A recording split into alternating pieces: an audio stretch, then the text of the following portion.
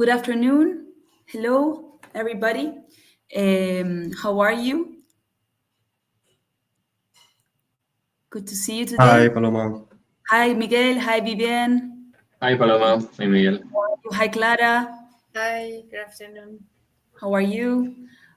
I think we're already seeing people connecting, so let's start. Okay, first I'd like to thank everyone for being here, the panelists, the participants for joining our webinar today on high mountain ecosystems. To present myself, my name is Paloma Sarria, and I am Business Development Manager at BioCarbon Standard. For those who don't know us, BioCarbon Standard is an internationally recognized standard which certifies and registers climate change mitigation and biodiversity conservation initiatives. And I am happy to inform you that I will be your moderator today.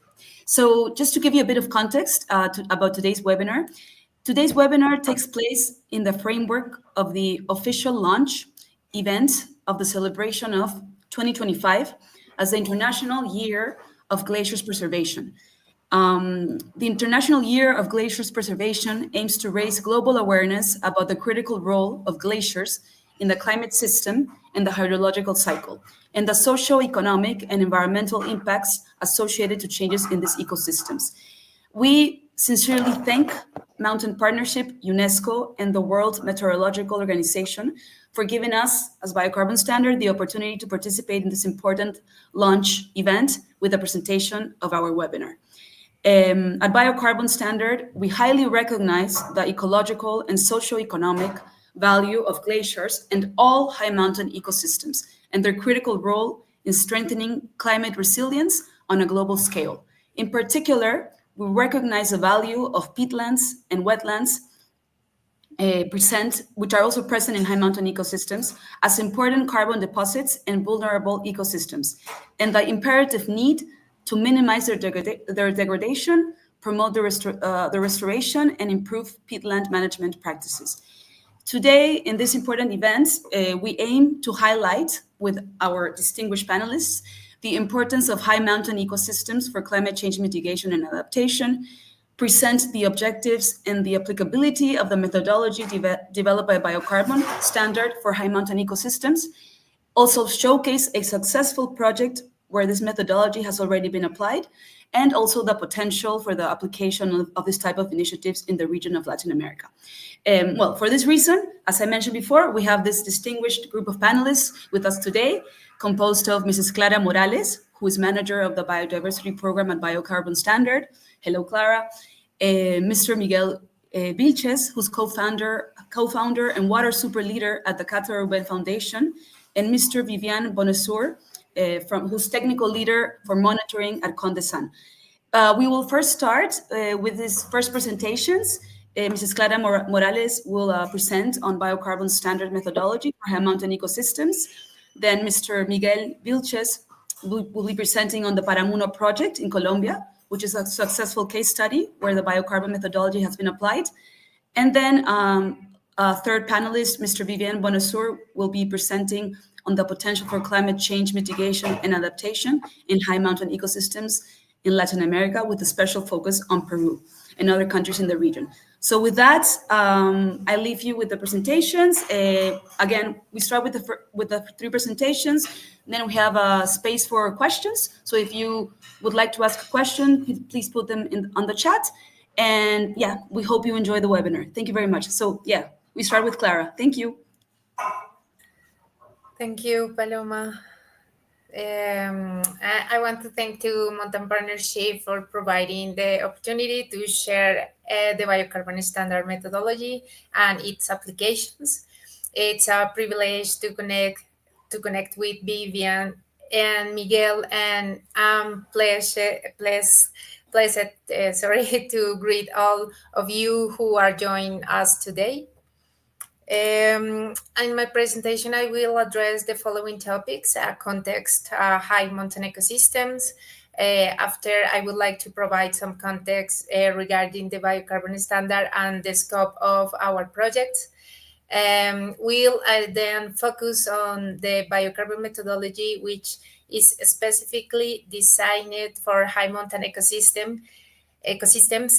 This methodology uniquely quantifies emission reductions or removals of greenhouse gases resulting from efforts to prevent land use changes and enhance management practices for peatlands and other wetlands in the sensitive ecosystems.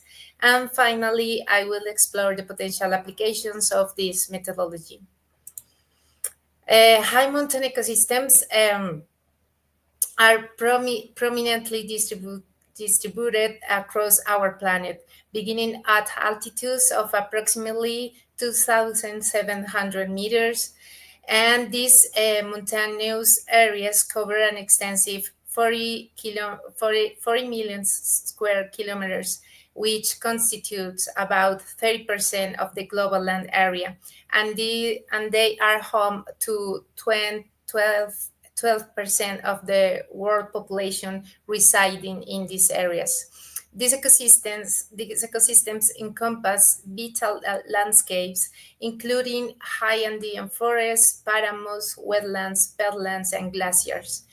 There exists an undeniable and direct relationship between human well-being and the quality of these ecosystems, as humanity relies heavily on their integrity. High mountain ecosystems provide essential services include carbon sink, air quality purification, water provisioning, food sources, and recreational opportunities. They serve as a critical water towers, highlighting the importance to local communities and the broader environment. Due to anthropogenic activities, mountain ecosystems are fragile and highly vulnerable to climate change. Agriculture, grazing, biological invasions, and urbanization dramatically alter these ecosystems and natural habitats into productive lands. IPCC reports indicate an unprecedented retreat of high mountain glaciers over the last 2,000 years. Changes in snow cover and melting impact river flows, seasonality, ecosystems, and water supplies in low altitude areas, with predictions of rising temperatures and intensified, accelerated changes in precipitation and humidity. Climate change may increase drought, cold snaps, heat waves, and intense precipitation, affecting high mountain limits and the location of glaciers. In this context, the BioCarbon Standard promotes climate solutions to mitigate climate risk while generating economic, environmental, and social co-benefits.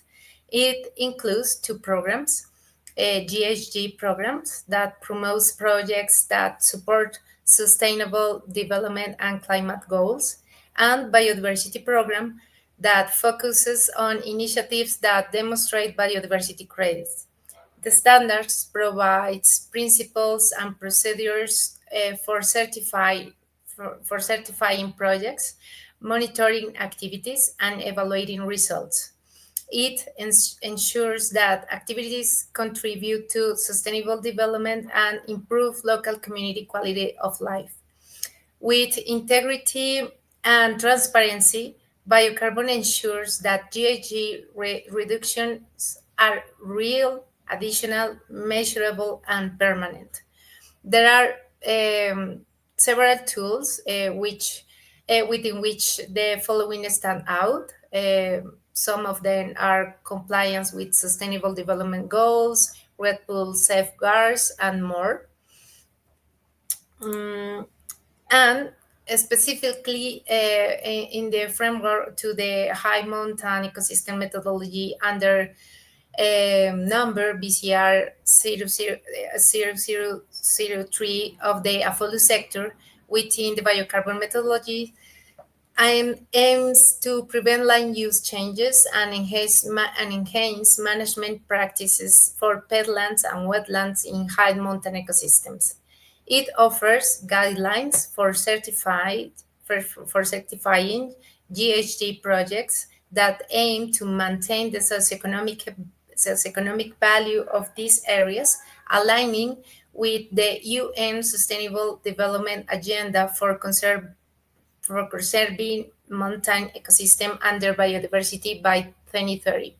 Also, the methodology supports the Kunming Montreal Global Biodiversity Framework goals, including different targets. For example, the Target 1, reducing biodiversity loss, Target 2, restoring 30% of degraded ecosystem, Target 3, conserving 30% of degraded ecosystem, and the following targets are related to ensuring sustainable harvesting of wild species and minimizing climate change impacts on biodiversity. Our standard promotes a holistic landscape approach, advocating for sustainable practices and ecological restoration that incentivize conservation and local governance. It emphasizes minimizing degradation and improving the management of peatlands and wetlands, essential for carbon storage and climate change mitigation. The methodology of the high mountain methodology have conditions of applicability for these ecosystems. The project must be owned by an organization or individual with overall control and responsibility of GHG project. Also, the project owner must prioritize the activities to be carried out to help prevent land use change in high mountain ecosystems and improve the management of peatlands and wetlands. The project geographic boundaries must be established. For example, the areas must be in high mountain and support natural vegetation and or wetlands as per the BCR standard for at least 5 years before the project starts. A land cover analysis must be carried out, which is a multi-temporal analysis, are the fine and at a fine detailed scale, and wetlands should be identified using satellite imagery and terrain models and verified with field data for over 18% accuracy.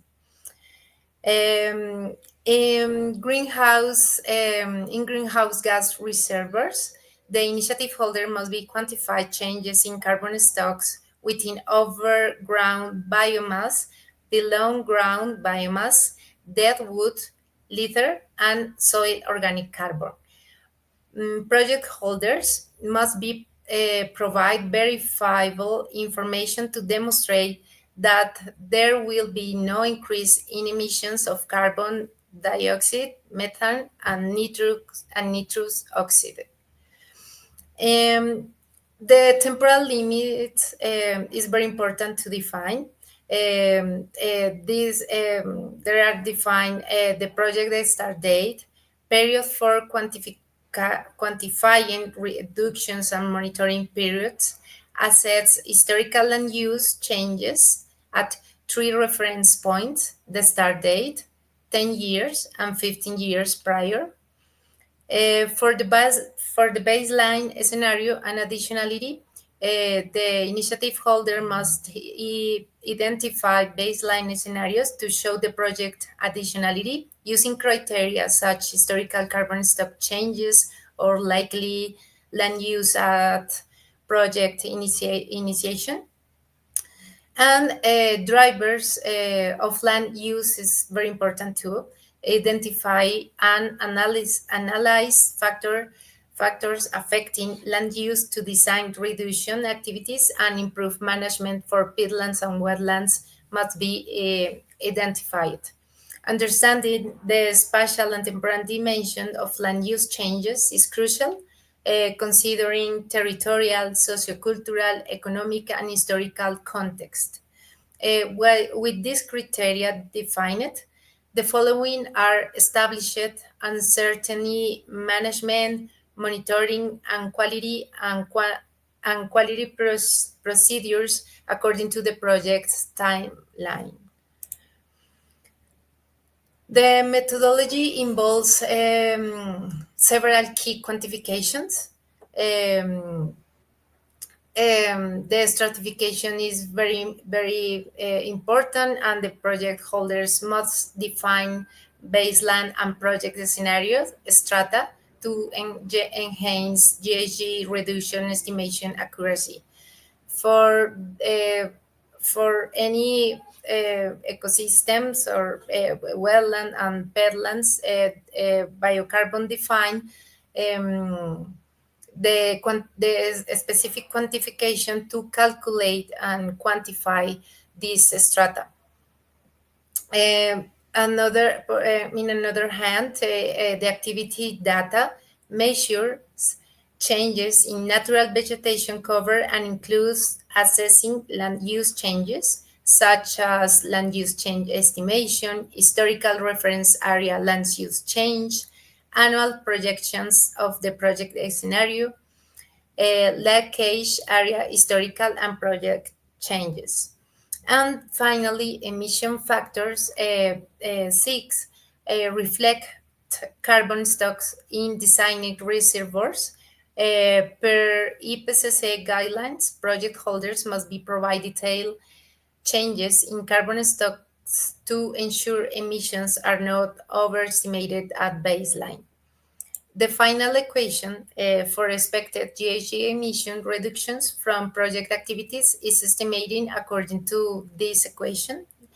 That includes emission reductions, time 2 and time 1 correspond to the reference period or year, and emissions and different scale of emissions from land use changes in baseline scenario, in the project area, and in the lake cake area. Biocarbon's high mountain ecosystem methodology effectively conserves and restores key ecosystems. By following the conditions of applicability, success stories can be related. For example, we have a case study. After my presentation, you will hear a case study illustrating our methodology in action. But in this slide, I want to show some examples. In the case of Paramos, focus on protecting carbon-rich organic soils.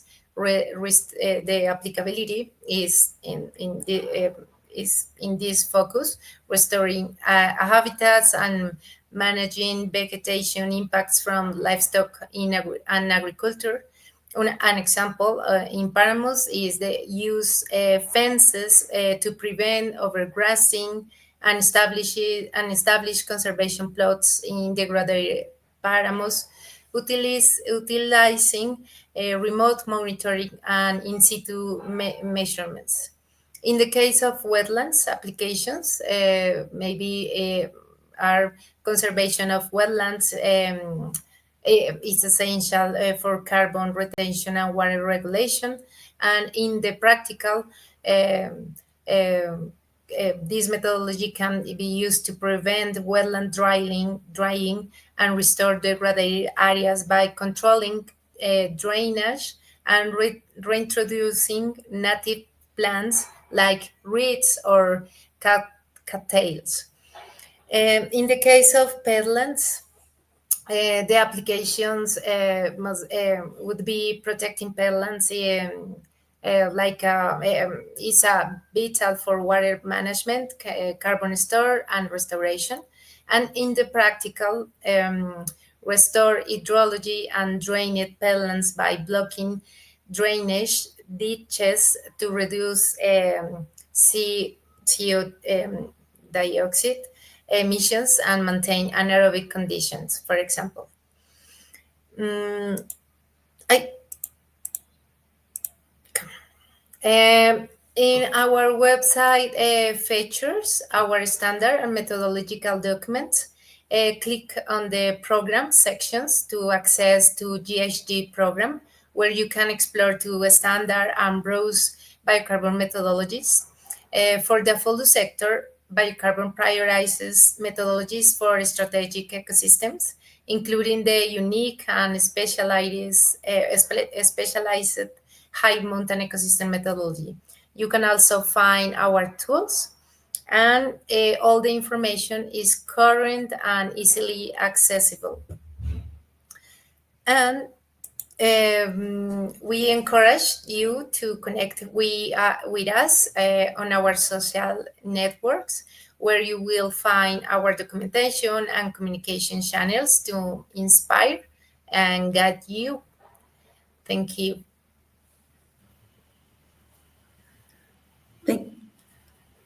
Thank you very much, Clara, for such an interesting presentation on the methodology of biocarbon for high mountain ecosystems.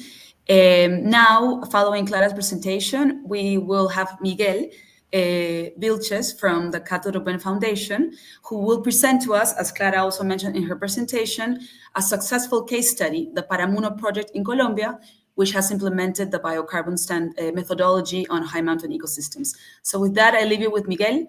Thank you, Miguel. Thank you, Paloma. Hi, everyone. I am Miguel Wilches. I am a co-founder of Cato Ruben Foundation, and I lead the strategic line of water in Cato Ruben Foundation. And I want to talk to you right now about the Paramuno project, that it's one of our successful project in Cato Ruben. And we focus on high mountain ecosystem for this project, and we implement the before methodology that you see. First of all, I want to show you the main goals of the project. And Paramuno project is a project that tries to create conditions for the conservation of the land use in moorlands, peatlands, and wetlands. In Colombia, we have many ecosystems of the high mountain in the different mountain range that we have here. And we have 5 main goals for the project. The first one is avoid the carbon dioxide emissions. The second one is avoid changes of the land use. The third one is monitoring and tracking the biodiversity in these areas. The fourth one is to create a plan for efficient management of water, that because this is a project that have many co-benefits on the water resources.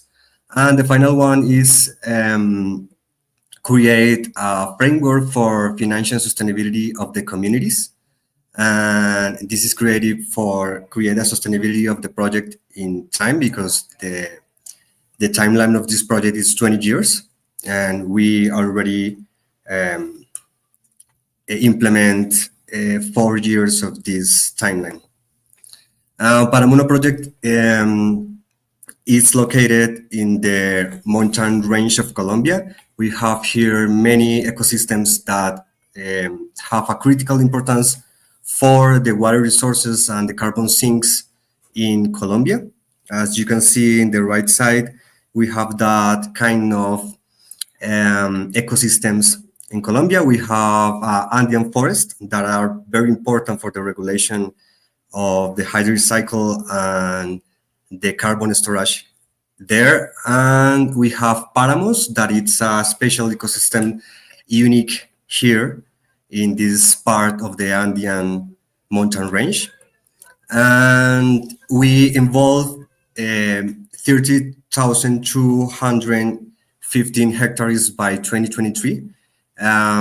We linked to the project 154 private properties. We work with private lands in this case, and the implementation of the methodology focus on these areas that we have many impacts or agents of transformation of the use land that are critical and dangerous with the expansion of the agricultural frontier. And our project is have a registration in the BCR framework. As you can see, if you can see more details about the project, you can scan this QR and you can see all of the characteristics of the project. The activities of the project, we manage 9 main activities, but we work so much more in other activities extra of this, but this is the main activity that we have. We monitoring the land use change through satellite observations and geospatial analysis. And with this, we try to control the transformation of the use land and avoid the losses of these high mountain ecosystems in the private lands. The second one is the planning of the land use management, and we focus on the implementation, some areas that we can identify like zones for conservation and other zones for sustainable productive practices. We try to create cycles of training to the owners of the land for improve his knowledge in the conservation of the high mountain ecosystems and all of the activities that they have to implement in his areas. We performing some monitorings of terrestrial head points for avoid wildfires. This is a huge leak for the ecosystems and the carbon storage. For that point of view, it's very important for track the wildfires. On the other hand, we have the monitoring of threatened ecosystems because we have many agents of transformation. And for that reason, we try to create a baseline of the threatened ecosystem that we have in this area.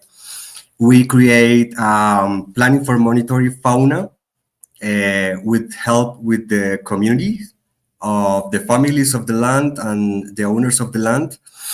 And we try to collect information about monitoring by bioacoustic techniques. If you want, you can scan this QR and you can hear the sounds of the nature that we track in this area in the Andes of Colombia. And we create zonal areas for the presence of threatened species in some places of some areas of these 144 private lands. We have many species that are in criticized level, and for the reason we try to create a safe zone for these species inside of the areas of the project. And we characterize the use management of water on the property for quantify the baseline of the hydric regulation there. And we develop a conservation plan for the areas that have huge importance for the water resources because it's our huge benefits that we have in biodiversity and water. The timeline of the project until now, we start with the project in 2016 and create the baseline of the project. And this consists in a first visit of the properties and establishment of baselines to assess the ecosystem and identify the drivers that transform the land use of the paramos. In this case, in 2017, the landowners began the implementing conservation activities supported by Cataruen, which is involved in planning their farms and designate conservation areas and zones for sustainable production, because we think that the owners of the land have this cost of opportunity. For that reason, we have to create the conditions for the quality of life of the families and increase his incomes. And In 2018, we start with the documentation of the project for initiate the process of validation of all of the activities that we have in the project. And with this validation, we create the theory of change in land in the next 20 years of the project. Over the next 2 years, we create the cycle of monitoring of the results that allowed us to quantify and verify through a peer review, in this case, BioCarbon and Versa. They confirmed that the tons of carbon dioxide equivalent avoided during the 2 years have additionality in these projects, and with this we can get the certifications of carbon in these areas. In 22 and 23, we continue with the implementation of the activities in the land. And in 2024, we initiate a new cycle of verifications for get again the certifications that we need in a second verification. This imagine is that the typically ecosystems that we have here in Colombia, that it's Páramo, and as you can see, it's very important for the supply of water to the communities downstream in the basin. And we manage a really successful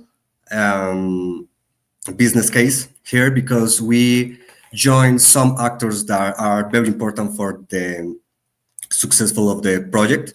In first place, we have the ecosystem managers that they implement the majority of the activities on the land, like 70% of the activities are implemented by the owners of the land, and they manage this money for the actions that they have to implement there. The second actor is a Qatar Foundation. We are the project holder, and we try to serve in actor that oversees the overall management, coordination, and planning of the project.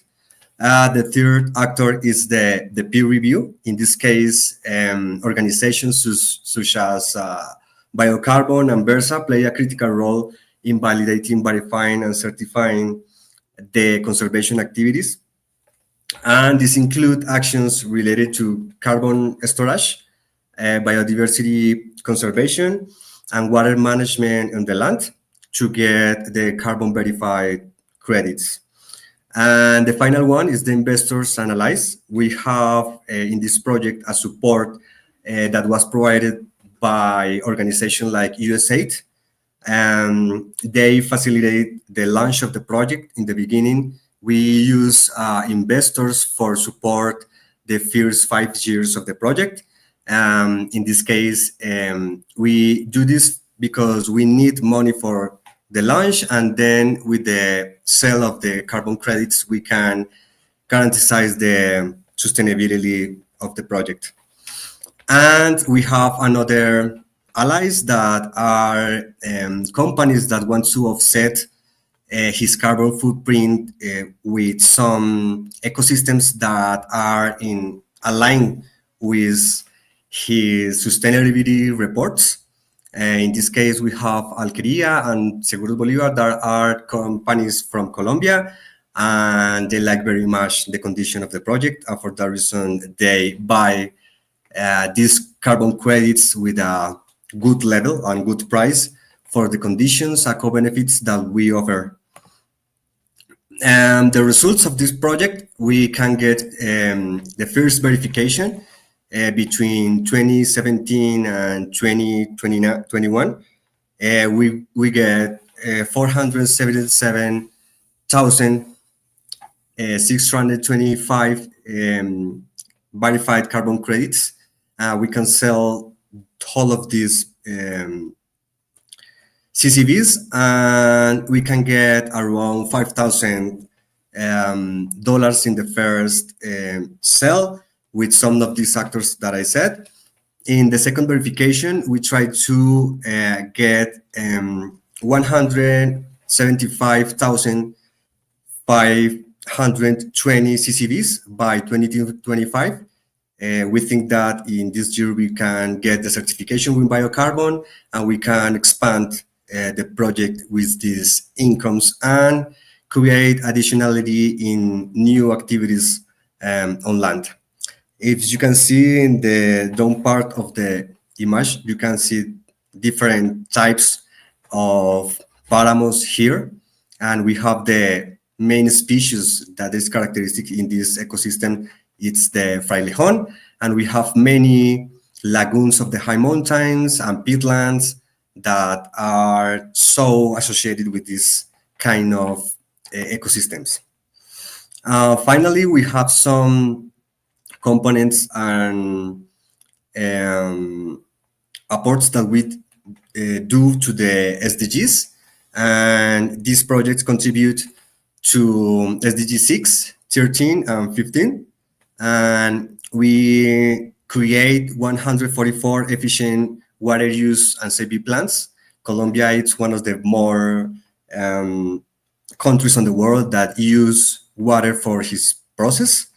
And for that reason, it's really important to control these uses on the line and avoid the waste of this resource.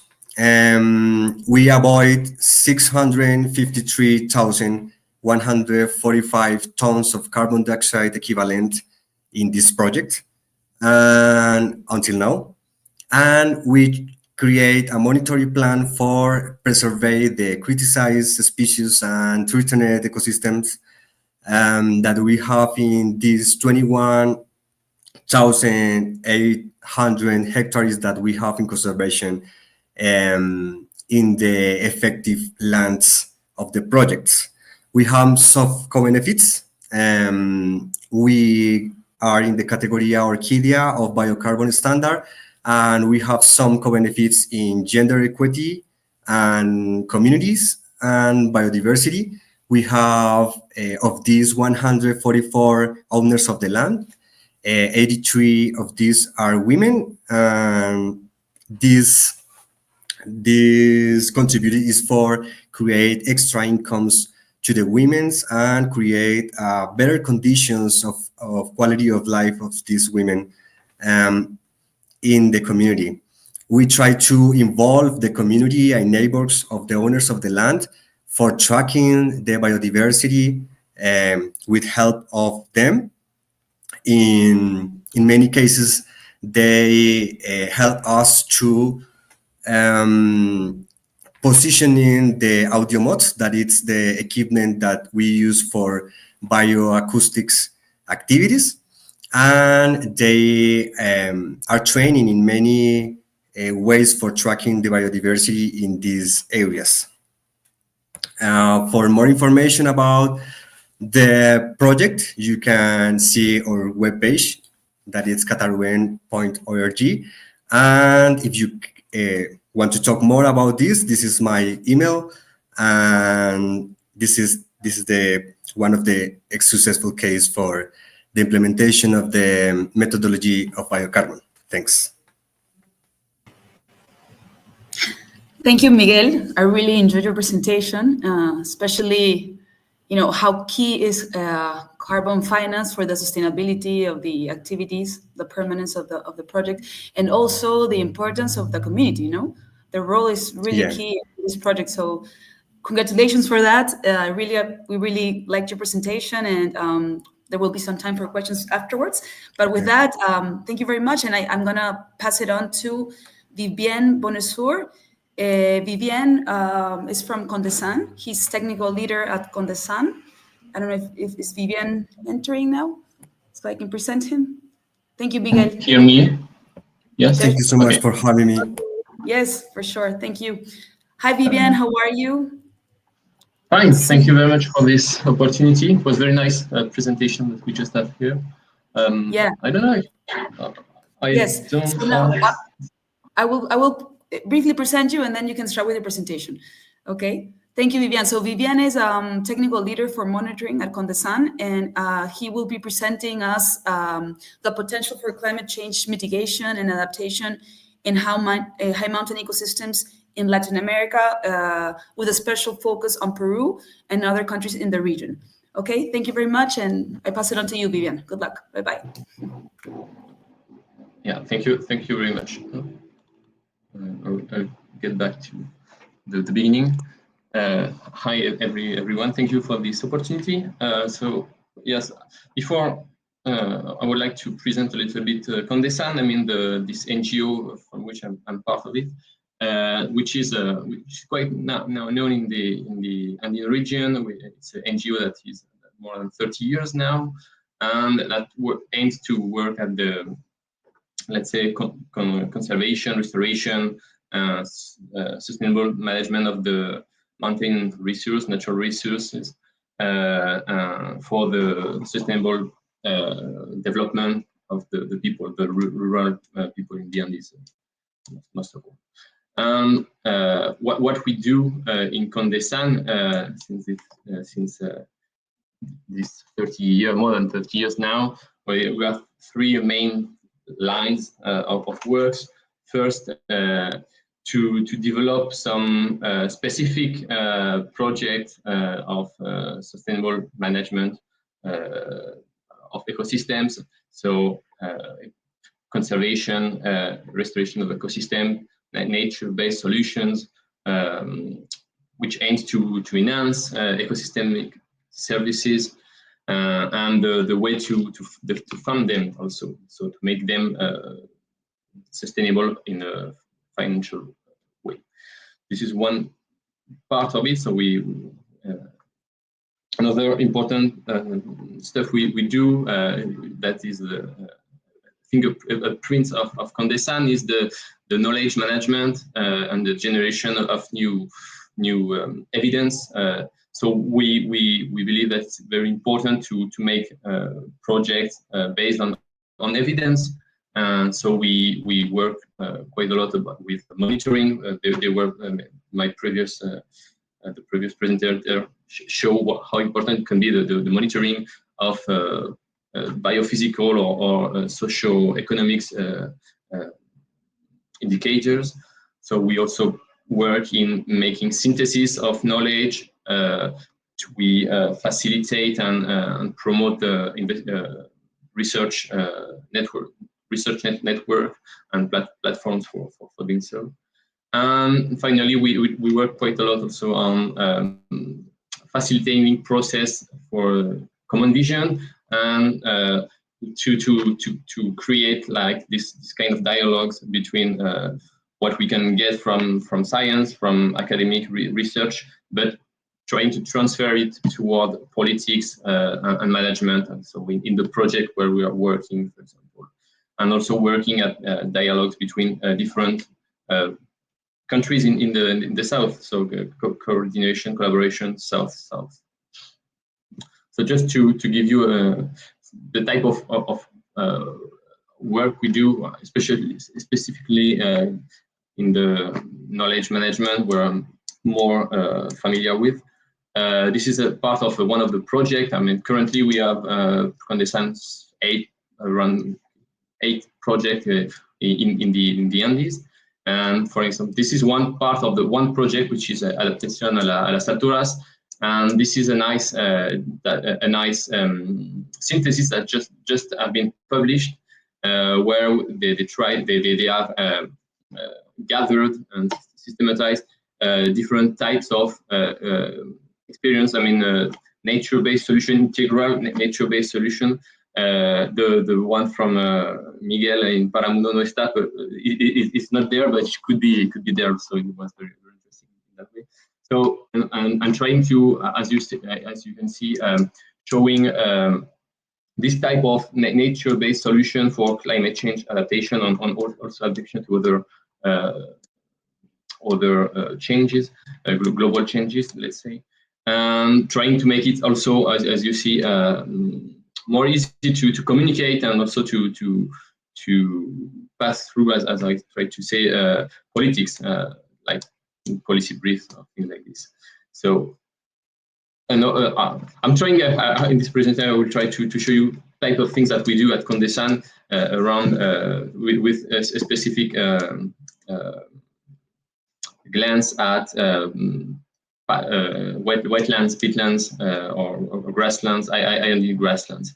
So what we did also a few years ago about knowledge synthesis, we did two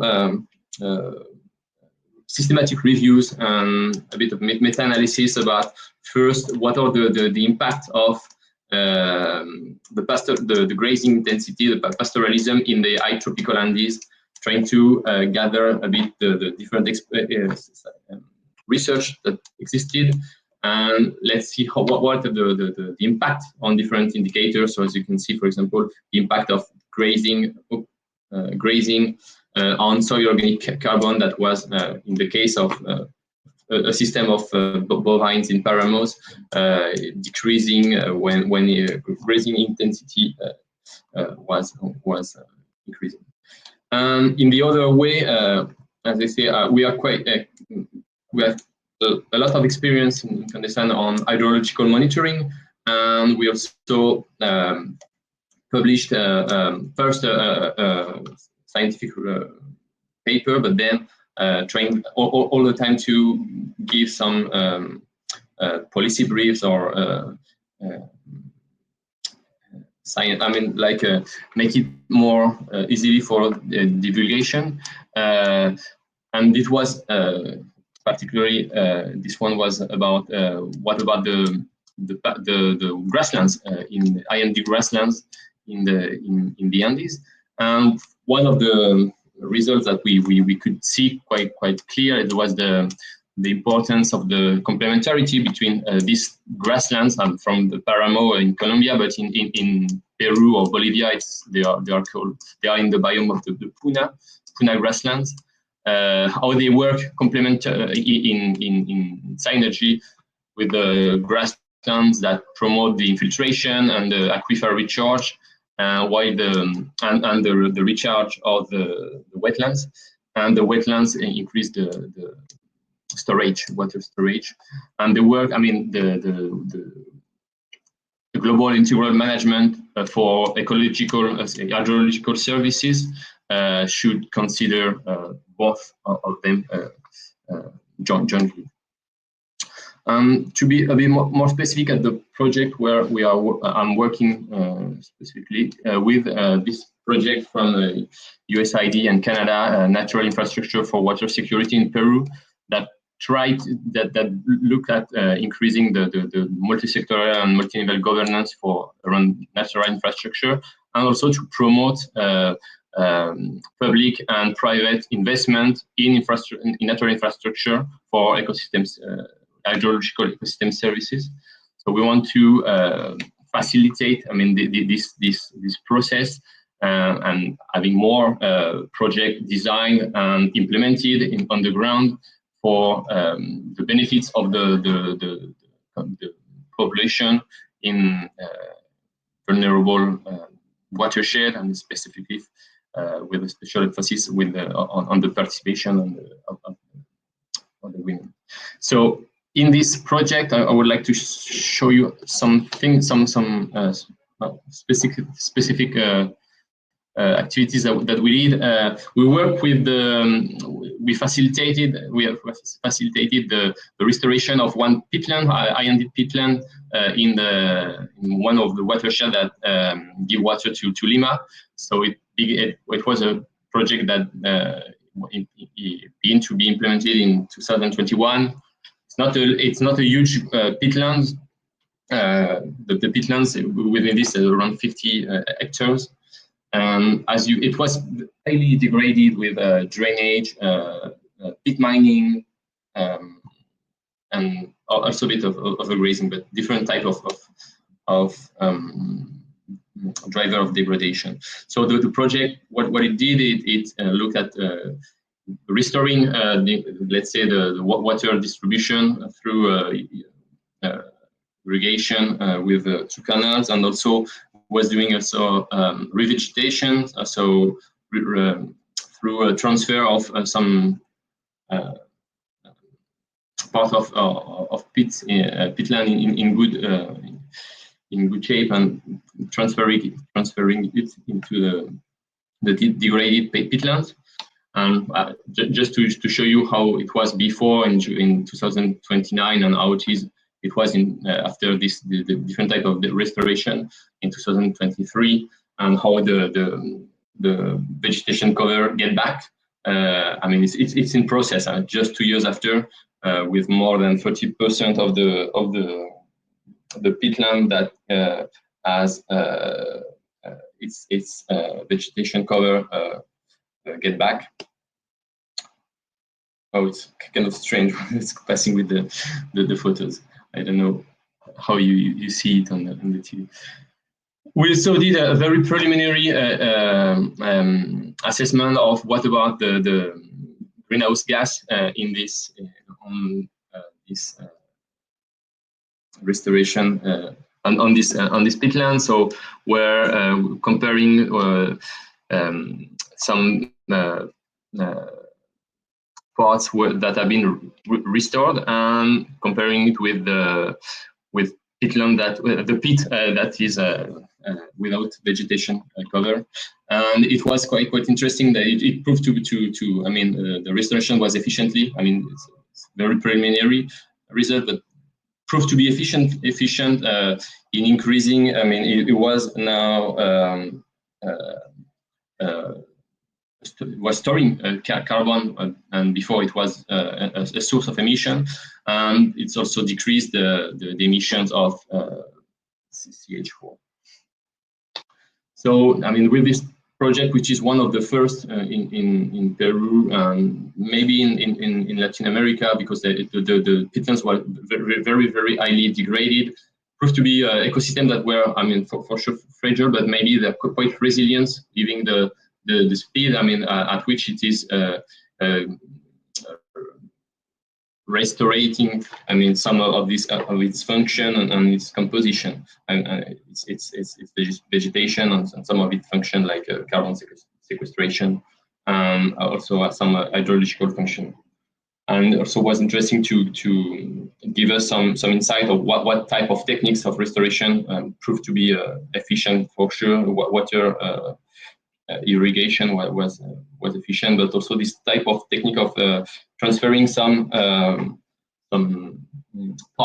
patches of peat in good state was proved to be interesting also.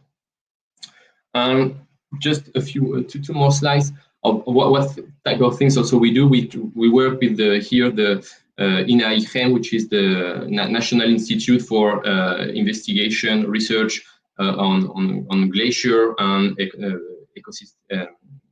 Andine ecosystems, and we have participated with them, facilitating some part of the first national inventories of Andine wetlands, which are called bofedales in Peru. So there was before some inventories, but part of national inventories that were not that precise, and this was it's like a milestone to get this first inventory, because it's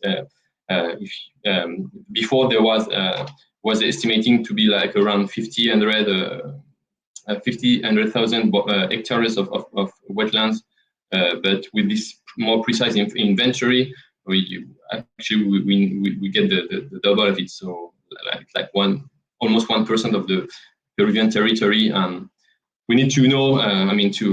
We need to know what we are going to protect or restore before doing like efficient action. So we participated and helped INAIGEM in doing so, this inventory, and we are now. Well, I'm very sorry for the frame. We are now still trying to help them with in developing, promoting NDC mitigation project for peatlands, Andine peatlands. There is one in Peru for Amazonian peatlands. So what we are now is like doing some first previous analysis about what is the project boundaries, let's say, and focusing a bit more on what is pit mining, which is one of the drivers recognized by the IPCC, and which is, for example, in around Lima, a huge driver of degradation. And so working on this, how to get the boundary of the NDC, and also to increasing, get methodology and for measuring the stock of soil carbon in those peatlands. So at that, we had some contact actually with BioCarbon to do that, because there is not that much information for doing so. So it was a kind of quick overview of some type of things we do in Condescend around peatlands and grasslands, IND grassland. I'm happy to help. It was interesting. I'm happy to discuss, and I'll respond to your questions in the next part. Thank you very much, Viviane. It's really interesting to hear about the work Condescend is doing in the region on wetland and peatland restoration and conservation, and especially what you're doing in Peru. I didn't know.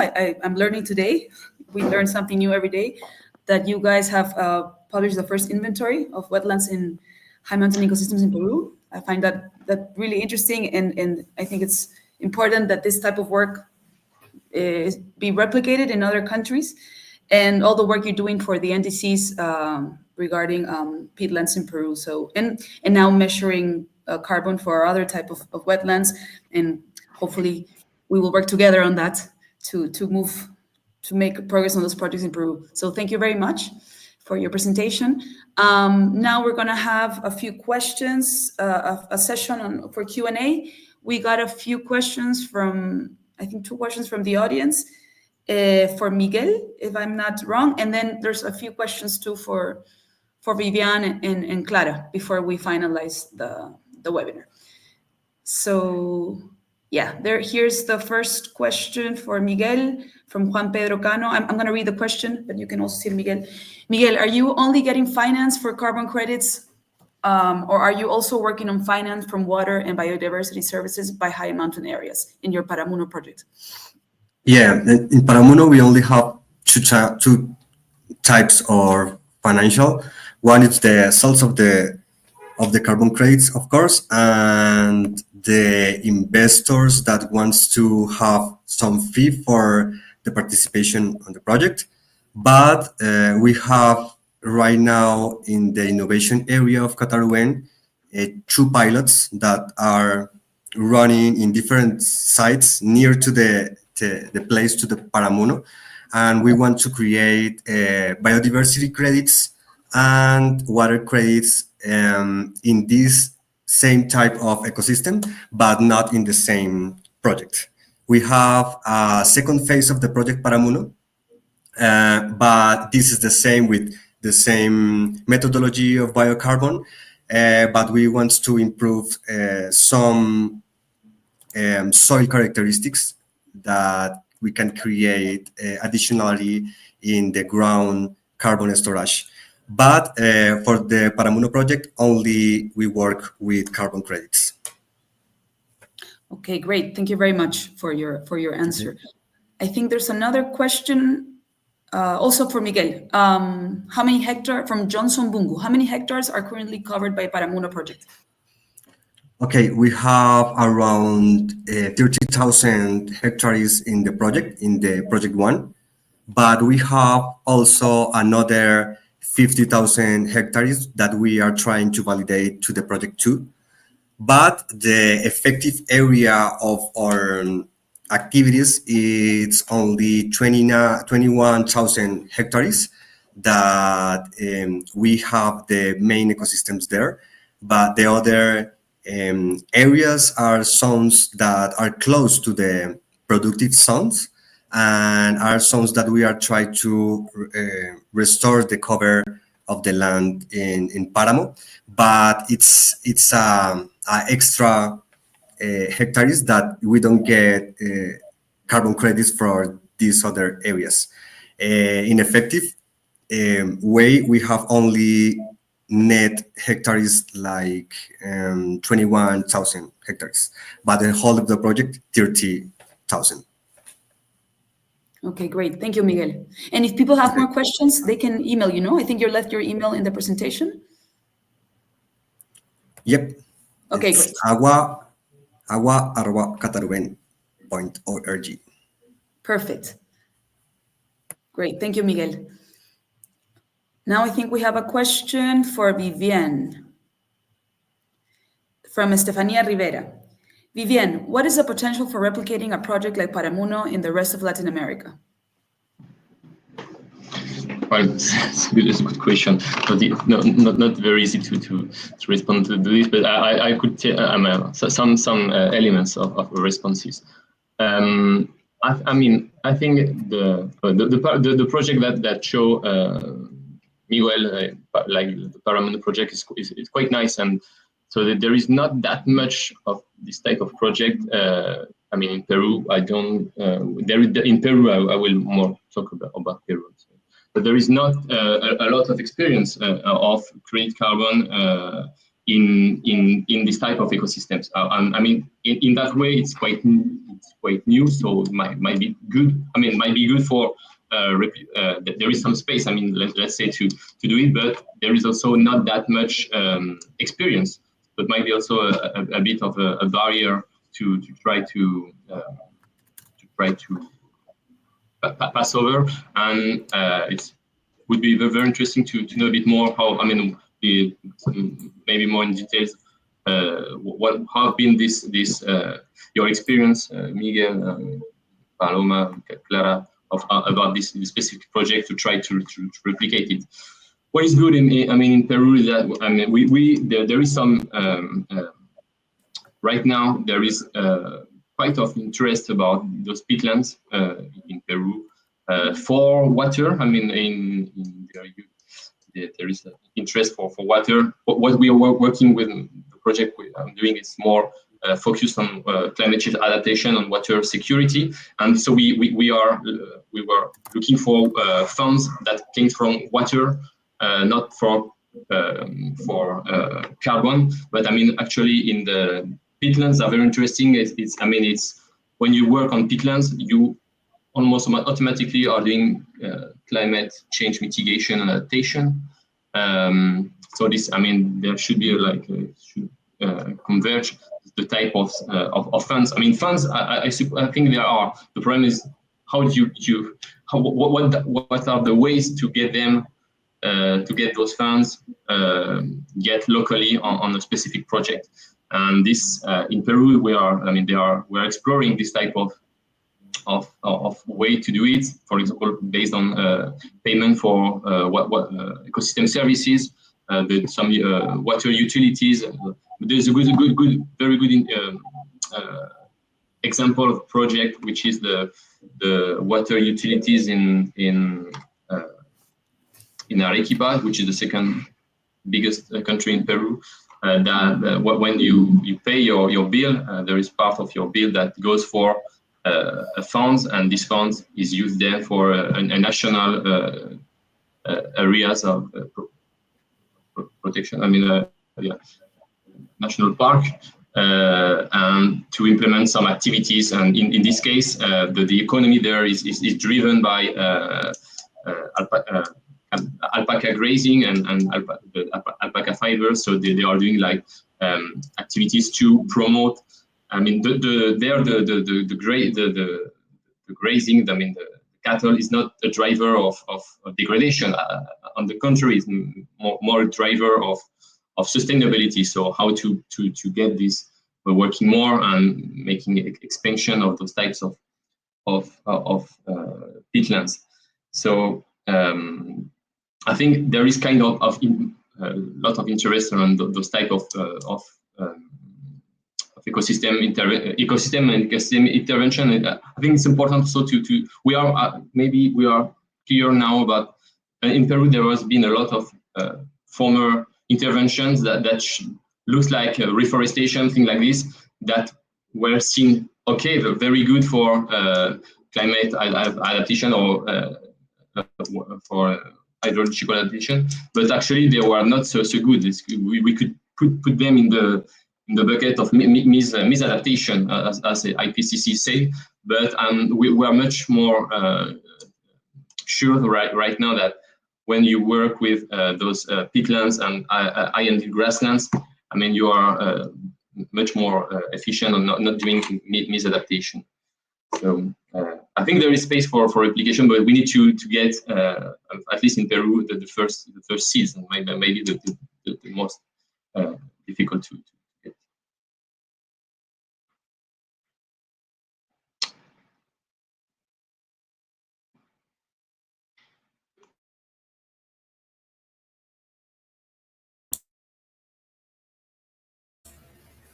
There is another question. What can tell us about biodiversity conservation in these ecosystems? Well, it's a complex question. Biodiversity is a multi-scale, and it's the heart of all the ecosystem around the world. Um, uh, in these ecosystems, high mountain ecosystems, the biodiversity have a vital purpose, in mainly because these ecosystems are located in hotspot, uh, uh, in a hotspot of biodiversity, and brimming with life and offering essential from biodiversity, the reefs, many offering essential ecosystem services.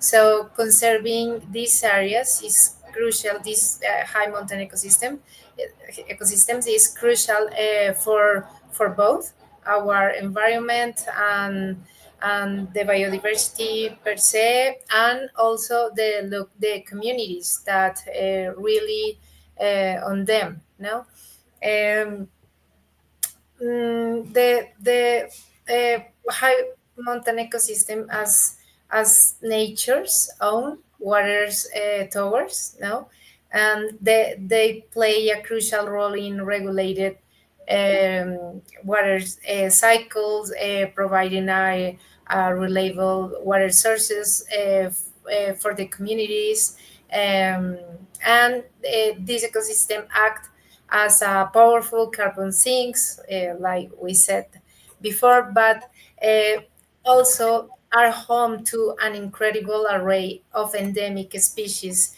that have adapted to survive in these extreme conditions. So, by safeguarding these areas, we ensure the survival of not only rare and unique species, but also vital flagship or key species that maintain the ecological balance of these regions. Biodiversity have another role too, often more resilient to the stressors of the climate change, by maintaining a diverse array of species. We help to stabilize ecosystem functions, making this environment less vulnerable to disturbances and more capable to adapting to changing climate conditions. In this framework, the conservation in these ecosystems uh, do more than protect the environment. They provide socioeconomic boosts, and with this methodological documentation by BioCarbon Standard, the projects can lead to exciting opportunities in different way to conserve not only ecosystems per se, but also biodiversity too. For example, ecotourism, sustainable livelihoods, and the revival of traditional practices. Um, and this is very important to local economic growth too. So all is ¿cómo se dice? Rompecabezas. You're putting everything together. Eso. Eso.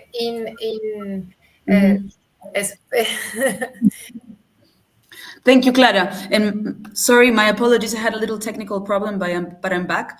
But yeah, thank you, Clara, for answering that question. I think Miguel wanted to comment on that question you got.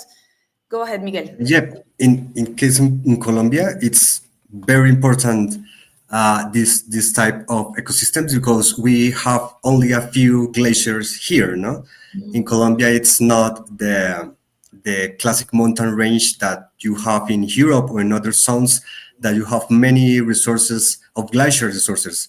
In Colombia, we have the Paramuno ecosystem that works like a sponge that absorb a lot of water and act like a storage for water here in Colombia. And all of the communities downstream of the Paramos depends for the water supply to the cities and the activities, human activities that have in Colombia. And for that reason, I think it's very important for people, but also it's very important for the ecosystem downstream because the regulation hydric in these ecosystems allow to continue the life and biodiversity downstream, because in some places, if we lose the Paramos, maybe the continuous supply of water in rivers can stop, no?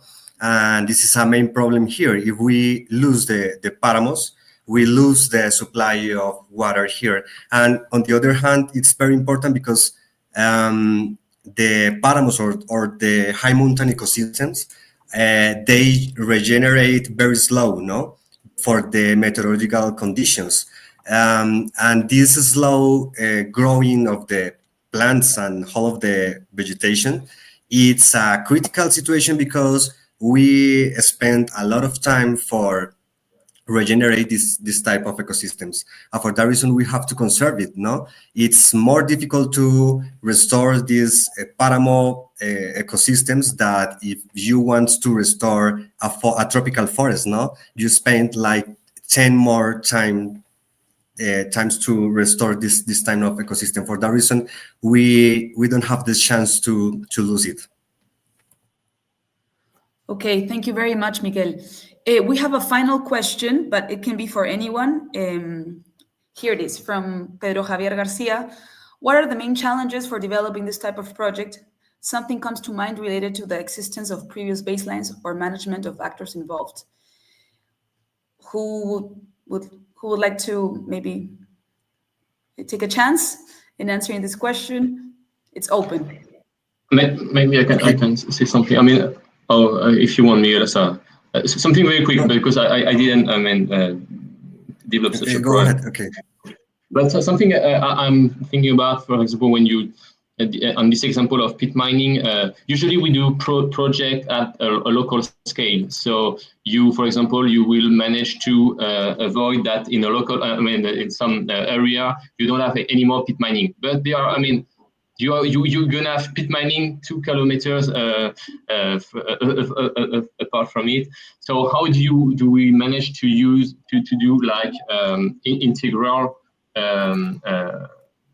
activities that will reduce the driving of the degradation? So maybe in this case of Lima, for example, they are doing pit mining for plant nursery. People in Lima are happy.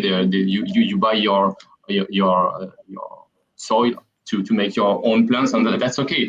But the problem is where it comes from, and not to be successful, it should be not only something local, and in many cases it's done only like this. Let's the people in the part of the watershed make fix the problem, but the people downstream are also part of the problem with the demand of usually the type of how you spare the resources and the demand for the degradation drivers generally. So we should be. This is a complex problem, but it should be attended if you want to have something sustainable. Okay, thank you very much, Vivian. I don't know, Miguel, would you like to add something there, given your experience with developing this type of projects? Or Yeah, but, okay. In this sector of the red blood sector, it's very difficult. I think two types of challenge that we have. One is to get the financial for the launch of the project. Now, because we can spend until 3 years until the first verification of the carbon credits. And these 3 years, you have to implement a lot of activities with the communities. And you have to spend, I think, the most part of the implementation activities is in the first 5 years, no? Until the inertia of the conservation getting into the communities.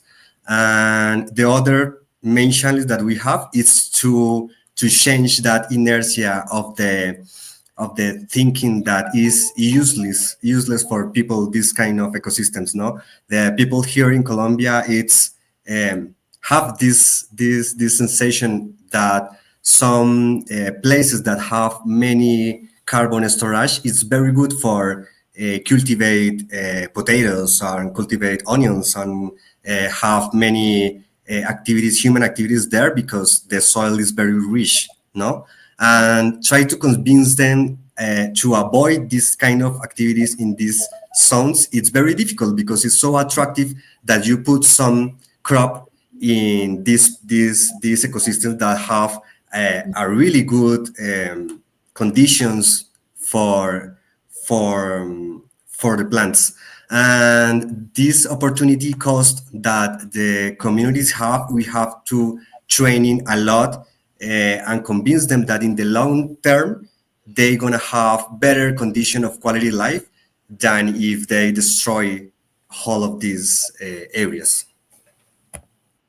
Yeah, thank you, Miguel. Yes, challenging, no? A lot of education to do, and also showing that this works, no? With pilots and everything else. Thank you, Miguel. Clara, would you like to add something, or? Yeah, just to complement the visions is any project, any initiative around the world must be have an holistic and huge overview based in ecosystem-based approach to prioritize preservation or restoration, but it's necessarily to integrate the role of the local communities and indigenous communities through both the project life cycle or see around the timeline of the project. The ultimate aim is to empower these communities as custodians of their land while providing them with tangible economic rewards and maintenance of the area. So I think that is the essential part of any project. Yes.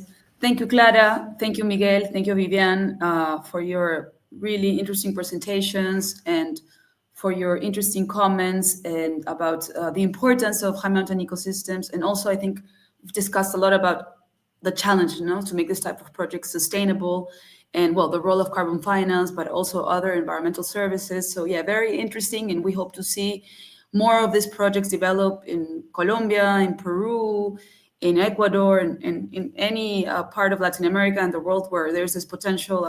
We know wetlands and peatlands have an enormous carbon sequestration potential, and we have to take advantage of it. So thank you very much for your participation. Thank you to all the participants for being part of this webinar. The video of this webinar will be available on our LinkedIn account. Also, we will have it on YouTube, but if you would like to receive it, you will have to register, and that's available in our LinkedIn account. And also, if you would like more information about our methodology, about the projects registered under this methodology, or to get in contact with Clara, Miguel, Vivian, or me, you can send us an email at, you can email Clara as provided here, or you can also send us an email at info@biocarbonstandard.com. So thank you very much, and please keep following us. We'll see you soon in our next webinar. Thank you. Thank you to having us. Thank you. Bye. Thank you very Bye. much. Well, ciao. Bye. Thank you very much.